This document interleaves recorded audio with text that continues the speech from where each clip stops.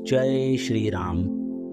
दोस्तों, आप सभी का रामायण कथा के आज के इस भाग में स्वागत है। गिद्धराज संपाति।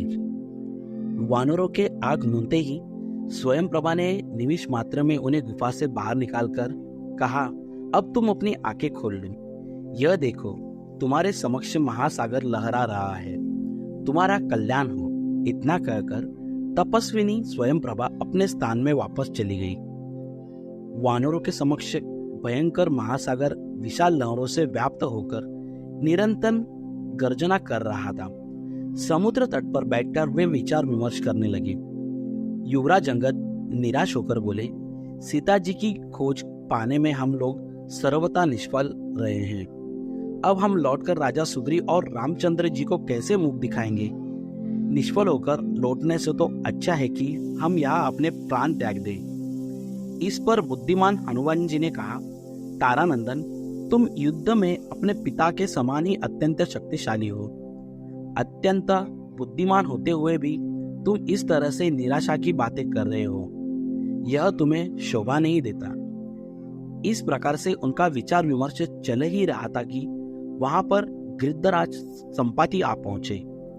वानरों को देखकर वह बोले, आज दीर्घ काल के पश्चात मुझे मेरे कर्मों के फल के रूप में यह भोजन प्राप्त हुआ है।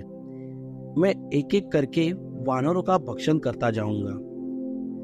संपाति के वचन सुनकर दुखी हुए अंगद ने हनुमान जी से कहा, एक तो हम लोग जानकी जी को खोज नहीं पाए, उस पर यह दूसरी विपत्ति आ गई। हमसे तो अच्छा गिद्धराज जटायु थे, जिसने श्री रामचंद्र जी के कार्य को करते हुए अपने प्राण न्यौछावर कर दिए। अंगद के मुख से जटायु का नाम सुनकर संपाति ने आश्चर्य से कहा, जटायु तो मेरा छोटा भाई है, तुम उसके विषय में मुझे पूरा हाल कहो। अंगद से जटायु के विषय में पूरा हाल सुनकर संपाति बोला, बंधु, तुम सीता जी की खोज करने जा रहे हो। मैं इस विषय में जो भी जानता हूँ वह तुम्हें बताता हूँ, क्योंकि रावण से मैं अपने छोटे भाई जटायु का प्रतिशोध लेना चाहता हूँ। परंतु मैं वृद्ध और दुर्बल होने के कारण रावण का वध नहीं कर सकता, इसलिए मैं तुम्हें उसका पता बताता हूँ। सीता जी का हरण करने वाला रावण लंका का राजा है और उसने सीता जी को लंकापुरी में ही रखा है, जो यहाँ से 100 योजन यानी कि 400 कोस की दूरी पर है और इस समुद्र के उस पार है। लंकापुरी में बड़े भयंकर सुबट पराक्रमी राक्षस रहते हैं। लंकापुरी एक पर्वत के ऊपर स्वर्ण निर्मित नगरी है, जिसका निर्माण स्वयं विश्वकर्मा ने किया है। उसमें बड़ी सुंदर ऊंची ऊंची मनोरम स्वर्ण निर्मित अट्टालिकाएं हैं।